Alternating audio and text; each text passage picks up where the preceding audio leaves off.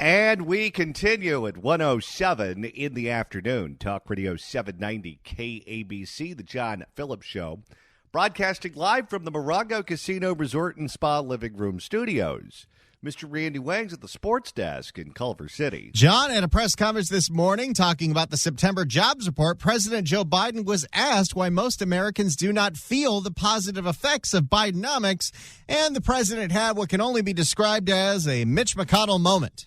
I mean, I get it, but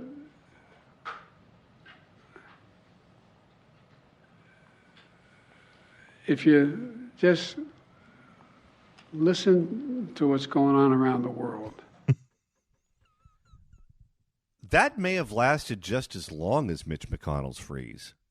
This one was only about 7 seconds, but it felt as long. McConnell's was like 30. Wait, are you doing Mississippi's? I mean, I get it, but 1, 2, 3, 4, 5, 6. If you just 7. listen to what's going on around the world.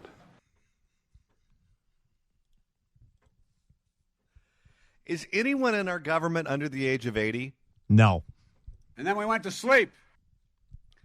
800-222-KABC is the telephone number, 1-800-222-5222. It's a Friday. The weekend is almost here. But I'll tell you who's not going to rest this weekend, Randy. Who's that? The criminals. If the cashier is dummy. Questions?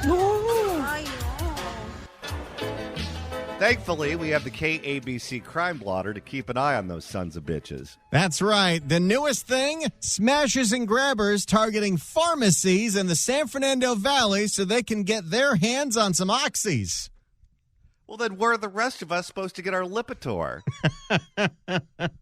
For more, Fox 11 brings out the big guns, the one, the only, the crime reporter extraordinaire, Ed Lascos. Enough already.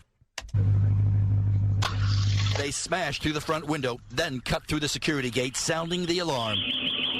It's just the latest break-in burglary, now targeting pharmacies right through the valley. It's very, very scary when you see that many people attacking what you've worked so hard for your entire life. He's the owner here at St. Mary's Pharmacy at Roscoe and White Oak in Northridge, where these, count them, 1 to 5 burglars move fast, in and out in just minutes, looking for powerful painkillers like Vicodin or codeine-laced cough medicine.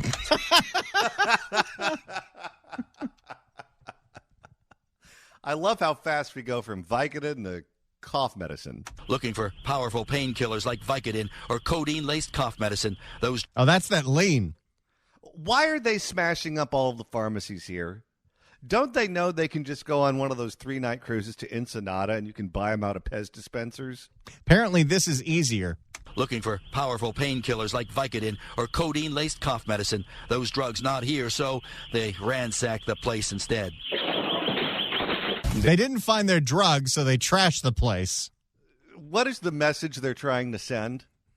Leave your oxy out so that way when we come in and rob your store, we'll just take the oxy and we won't trash everything else? I have a feeling they would have trashed the place even if there was oxy. They saw our gate. They smashed this cabinet right here. They broke this door over here.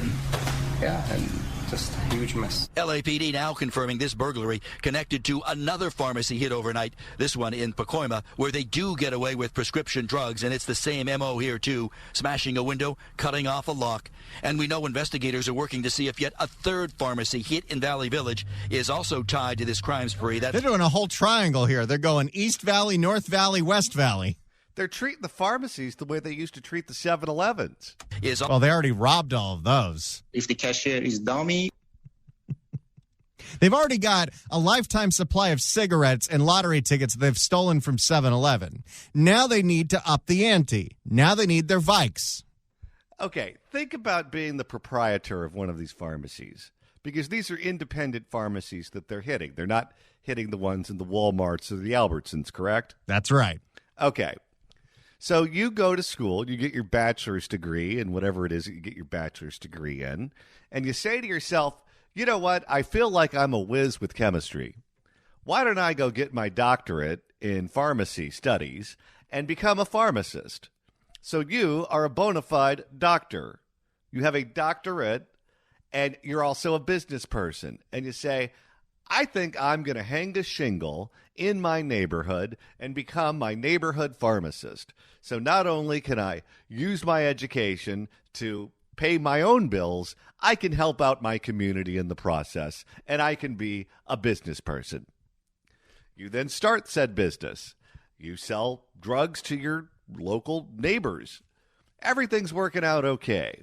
Until the neighborhood drug addicts and criminals decide that you have an ample supply of OxyContin, so why not go in and trash your place if we can't find the golden egg fast enough? With how easy it is to get fentanyl on the street, why do you got to bust up the pharmacy? Where do these crooks think they're going to get their Lipitor? I didn't see the security video. Are we sure it was a bunch of fat burglars trying to get Ozempic? Wouldn't it be something if these criminals go in there and they trash their local neighborhood pharmacy looking for OxyContin and they destroy the place so there's no more pharmacy? What are they going to do? Get on the bus to Algodones to buy their cholesterol meds? Is also tied to this crime spree that for now is just a step ahead of police. Police was here within 4 minutes, to be honest. Even when you have a good police response time, there's nothing that can be done. No. See, that's why they don't have that much time to find the Oxy. It's got to be easy for them to access. Just put it in the front of the store. Is just a step ahead of They police. should put it in the impulse aisle. Oh, yeah. No, put it in the window. Treat it like it's the new fall season. Is just a step ahead of police. Police was here within 4 minutes, to be honest. Police were here within 4 minutes, but these people are vicious. Vicious. That's one way to describe them. Well, they're all drugged out of their mind. People are vicious. Vicious, and from this security video, growing even more dangerous, especially for pharmacies in the valley. And it's in every thing right now. You know, it's scary to even go to the mall was what's happening. Out of control. Yeah, it's extremely out of control. There you have it. He sounds a little bit like if the cashier is dummy guy. Thing right now. You know, it's scary to even go to the mall was what's happening. Out of control. Yeah, it's extremely out of control. If the cashier is dummy,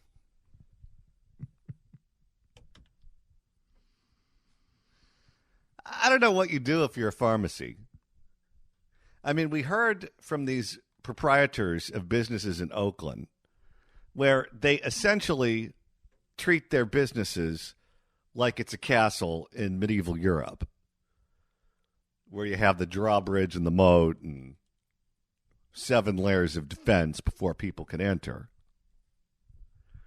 Up in Oakland, they just crash their car right into the front of the building so they can take all of the marijuana or whatever it is that you're selling. They crash through everything. There have been 10,000 cars stolen, and most of those cars are used as a battering ram. Would you go to a pharmacy? Let's say the pharmacists just decide, okay, we're going to be like the pot sellers in Oakland. We're going to have 7 layers of defense here. So every time you go into the pharmacy, it's like leaving the green zone in Iraq. You got to know the secret password. You got a guy with a machine gun. You have 4 locking doors. I don't know if I'd buy my pharmacy items there. I think I'd go to the Albertsons. Well, go to the Rite Aid. They got robbed, too. Rite Aid's going out of business. I'd still find some other alternate location. If my pharmacy looks like a maximum security prison, I would take that as a red flag that bad things happen here.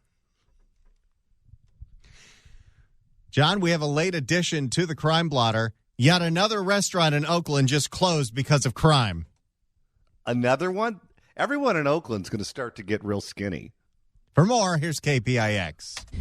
A business owner in Oakland says it was her lifelong dream to open up shop where she grew up. So that is what Chef Leilani Baugh did. She worked her way up from cooking meals at home to opening Magnolia Wine Street Lounge and Kitchen in West Oakland.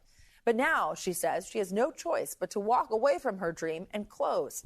Andrea Nakano sat down with the chef to talk about that tough decision.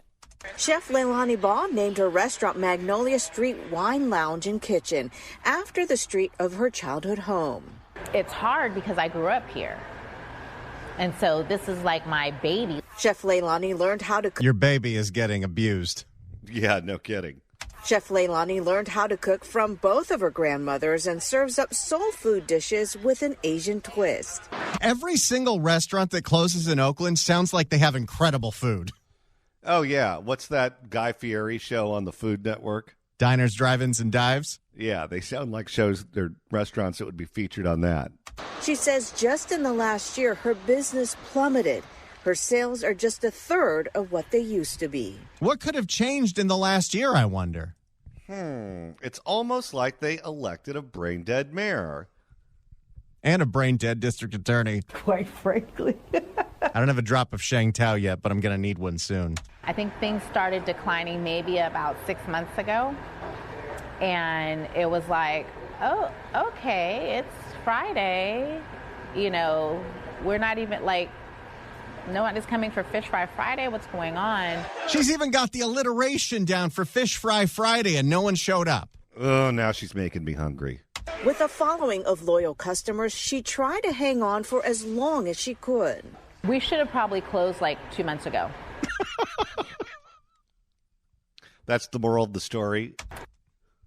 I stayed open too long. And I didn't, because I wanted to see if it would turn itself around.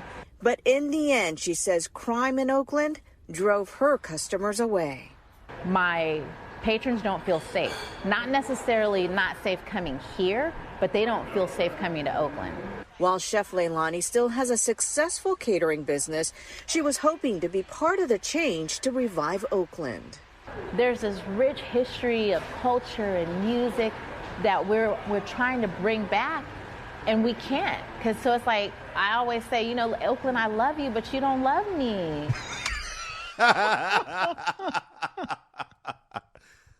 Oh, that may be wall-worthy. Say, you know, Oakland, I love you. Let me see if I can get a clean cut of this. Oakland, I love you, but you don't love me. Yes, that is definitely. We're getting some good drops today. Oakland, I love you, but you don't love me. I'll tell you, anytime these local officials go on the news and they're asked about all of this chaos, they dismiss it as right-wing tropes. People who don't live in the state of California are believing everything that they see on the news, and it's just not true. Yet every time we hear from people who actually live here and experience it on a daily basis, we hear that it's worse than being described on the news. Chef Leilani says for the first time in her life, she feels unsafe in Oakland. She hopes city leaders can make concrete changes to bring back the Oakland she used to know. It's like a zombie apocalypse. Yikes. That's a pretty accurate description. It's like a zombie apocalypse around here. And so it's frustrating. It's frustrating that the police can't police. It's frustrating that we have a DA that doesn't prosecute. It's frustrating that we have a mayor that I don't know what she's doing. It sounds like this woman listens to this show. This woman, this restaurateur who I feel so bad for, you can tell she was about to blast away, realize she's on a TV camera, and it took her a few seconds to ponder something safe for air to say about Mayor Shang Tao. It's frustrating that we have a mayor that I don't know what she's doing. Well, you got to be real careful what you say in these one-party cities and one-party counties and one-party states, because these governments do things like, oh, I don't know, give you your business license, and they are the Department of Public Health, and they give you your letter grade, and they give you your liquor license and those sorts of things. If you trash them on the news, they'll come after you. Well, she don't have to worry about that. She's closing shop. It's frustrating that we have a mayor that I don't know what she's doing. Chef Leilani hasn't ruled out opening her restaurant again in the future. She says, unfortunately, it just won't be in Oakland. What bank would loan on that? I'm sad overall, not necessarily for my business, but I'm sad about that too. But I'm mostly sad for Oakland and what it was, what it should be, and what it could be. There you go. Well, it's not going to be what it should be or what it could be with the current elected leaders. And yes, the mayor is completely out to lunch, although I don't know if we can say she's out to lunch if all the restaurants are closing. She's out to a sack lunch, maybe. They got nowhere to eat in Oakland. That district attorney is bat bleep crazy. That city council is nuts. But take it all the way up the food chain. Gavin Newsom is just as bad. Rob Bonta is just as bad. Rob Bonta used to be the assemblyman representing Oakland, and now his wife is. They're doing a bang-up job. So don't give them a free pass. See, this is the thing. People always ask me, what is it going to take for California to get better? We have to be able to connect the dots. Yes, they recognize that the mayors are awful, and they recognize that the councils are awful and the DAs are awful. Okay, that's good. That's progress. If we get better quality mayors, better quality DAs, better quality city councils, that would be an improvement. But we have to connect the dots, that they are the ideological benefactor, and not benefactor, but I guess they provide the votes and the endorsements, but they're ideologically symbiotic with the people in higher offices, Bonta, Newsom, and the rest. And we have to be able to make people think, when they think of that mayor in Oakland and they think of that DA in Oakland, that they think about them the same way that they think about Newsom and Bonta.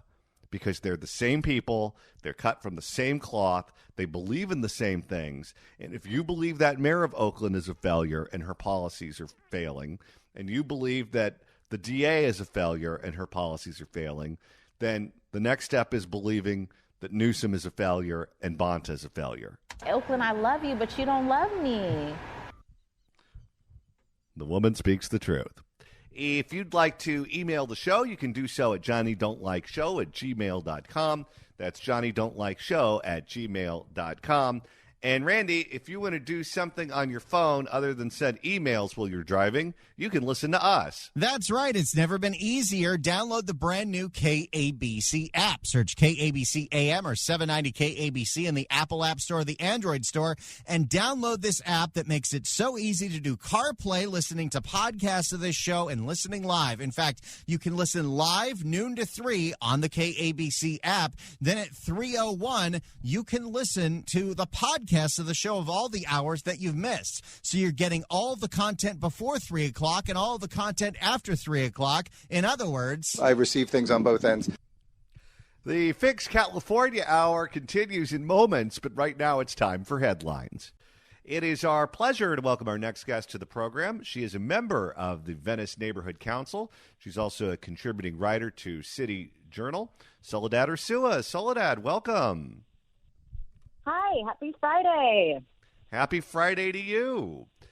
So you have been very vocal, very active in the Venice community, trying to bring back public safety and clean out the homeless encampments, get the homeless off the streets, off the beach, and into shelters, those sorts of things. This week was a big week for public safety, or should I say the destruction of public safety in Los Angeles County, because this week, thanks to our district attorney, George Gascon, cash bail is no more. He says it's unconstitutional, and L.A. County is no longer in the cash bail business. Now, as someone who lives in Venice, where public safety is certainly something that's top of mind, are you going to buy a gun or a dog? Well, I already have a dog, but unfortunately she's a French bulldog, and those are the dogs that people steal. So, I might opt for the gun. How concerned are you about this for public safety in areas like Venice? This is something where we've already been dealing with, crime at sort of these peak levels, crime that we haven't seen, and we still nowhere near the 1990s. But, it's just shocking that, again, it gets worse. And what's really interesting here, if you kind of followed how this came up from a lawsuit It was introduced on behalf of a sort of socialist church, Clue, and they basically represented 4 plaintiffs who were homeless who were locked up at the time, and they said that if they had the means to pay, they would have. And by being locked up, without bail, they missed job opportunities. So what's interesting here is that this is coming back not by any sort of legislative order by elected officials. This is a lawsuit. So now we're seeing that when social justice advocates don't get their way, they're turning to the courts to get their message through. And so unfortunately for people in LA, it is coming back, and it's all thanks to this lawsuit from the social justice organization. I get that politically Gascon is with those groups, but he also is fighting for his own political survival. He knows he's on the ballot next year. He knows there have been efforts to recall him from office. He used to be the district attorney of San Francisco. The last district attorney of San Francisco, Chesa Boudin, was just recalled from office because of his soft-on-crime policies.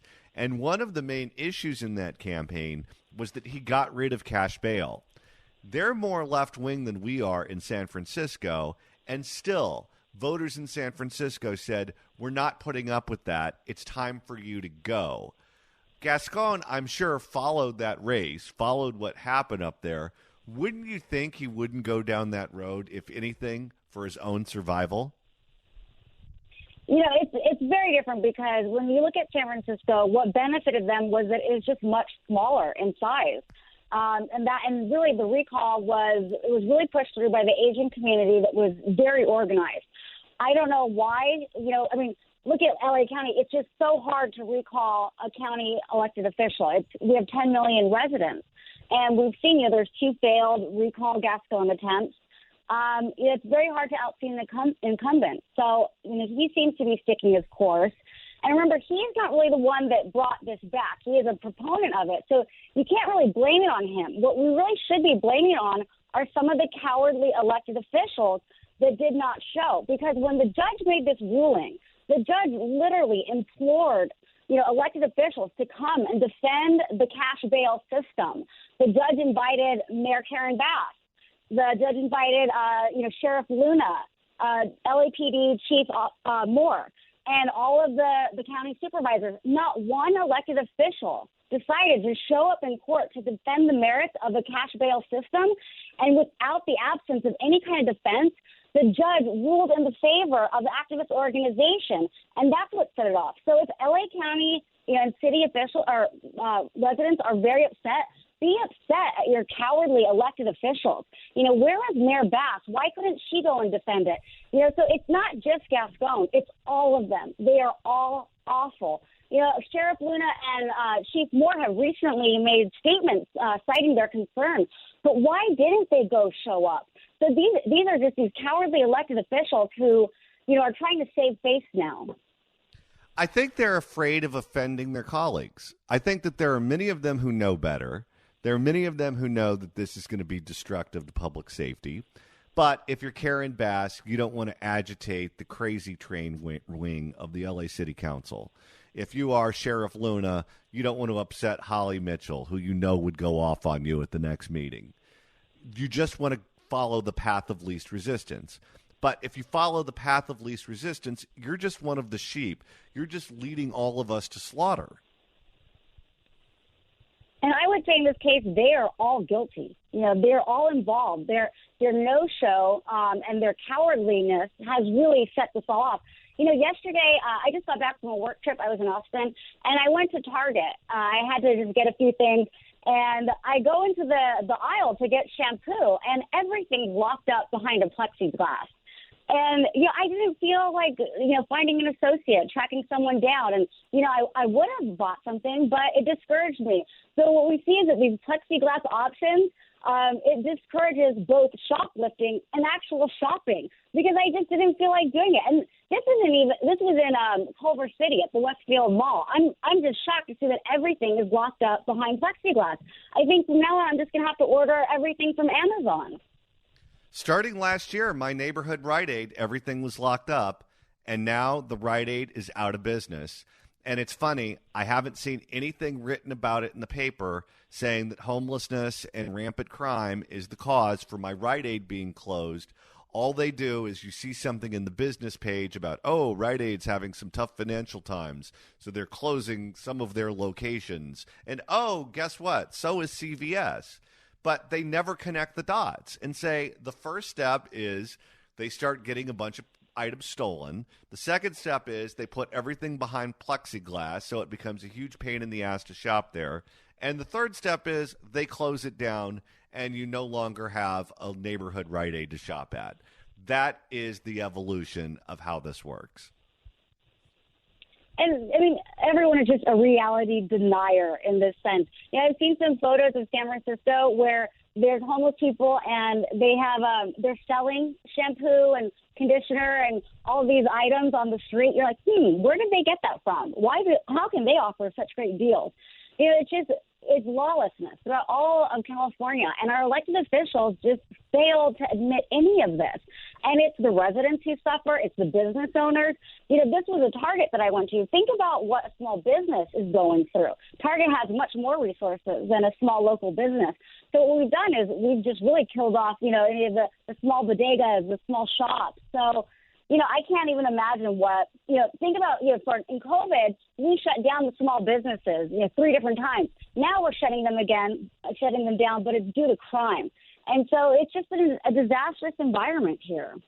Well, and the framing is that these people are stealing because it's Les Miserables, that it is stealing the loaf of bread to feed your hungry family because you're in a destitute situation.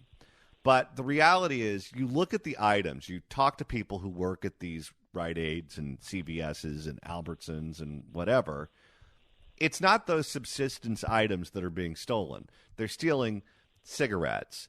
They're stealing high-value items that they can then turn around and sell, either because they are involved in the black market or they're on drugs and they need to maximize their profit so they can go out and buy more drugs. I mean, you're not going to find Jean Valjean locked up in L.A. County Jail. And, you know, for some reason, the left is just obsessed with this Les Miserables plot. But no, I mean, look at the items. There are things that have significant resale value. They're shoes, handbags. You can't really feed your family with those. And so it's getting harder and harder to try to even write this off. The public sees through this. The public knows. I just don't understand, you know, when the public will finally have enough, because it's probably been about 4 years now where I have been telling myself things can't get any worse, and then they do. So, you know, at what point, you know, will people have enough that they finally revolt? They finally throw out these cowardly elected officials. I really hope it's in 2024. There are 3 board of supervisor seats up for re-election. That could completely tilt the direction of LA County.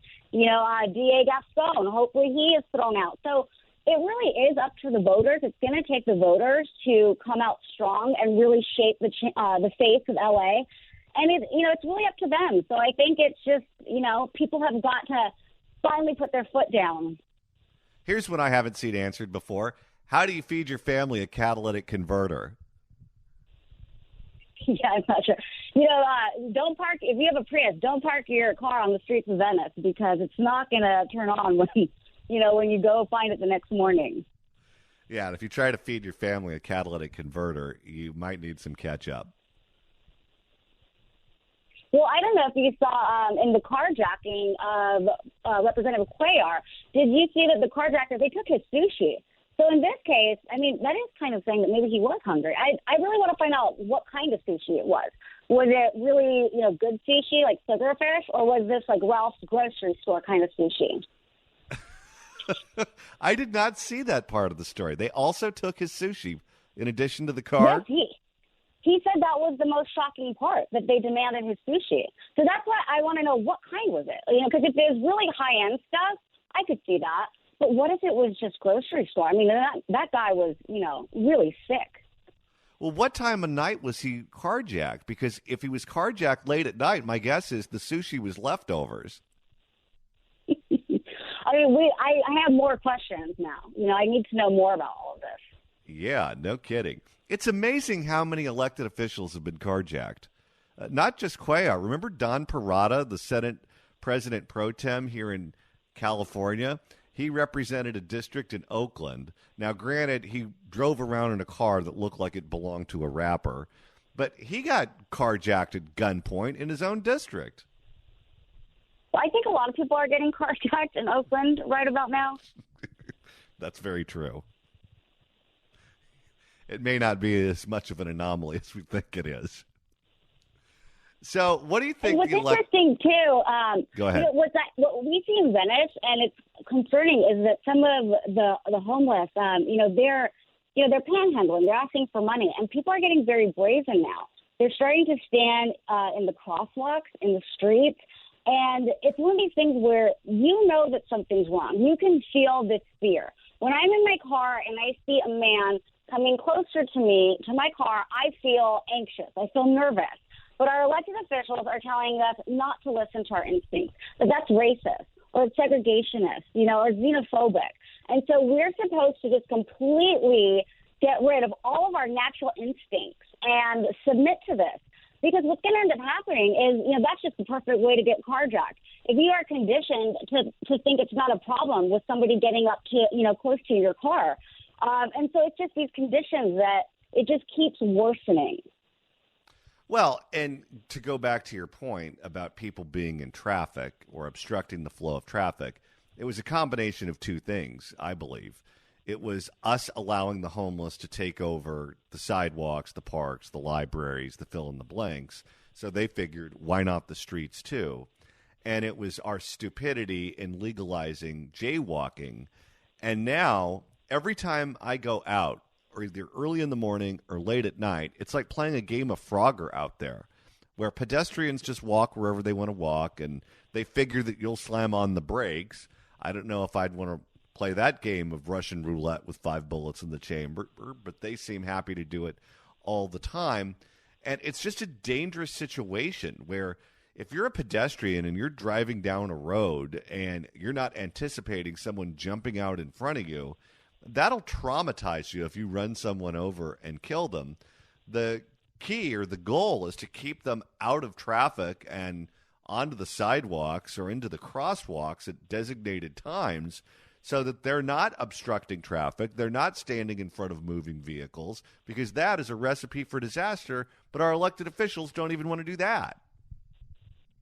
I really hate driving at night, especially in Venice, because it is my number one fear that I'm going to accidentally hit someone. We have a large population of homeless individuals who are using drugs.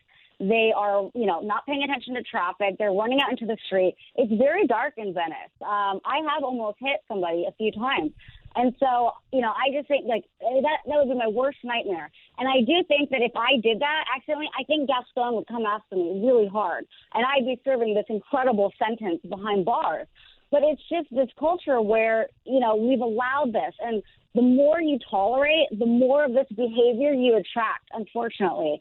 And there's really no person in law enforcement today that's doing anything about it. LAPD Chief Moore, he tries to pretend that he's on both sides, but he's been a real failure for leadership. And, Luna, he's just doing whatever the supervisors tell him to do.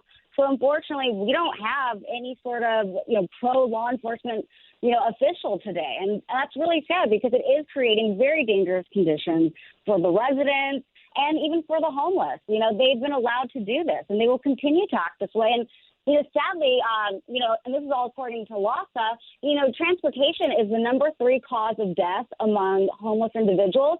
Number 1 is drug overdose. I forgot what the second one was. But number 3 is transportation. That's a person walking out into the street and getting hit by a bus or a bike. It's very sad. Soledad Ursua, a member of the Venice Neighborhood Council and contributing writer to City Journal. Thanks so much for stopping by. Have a wonderful weekend. Thank you.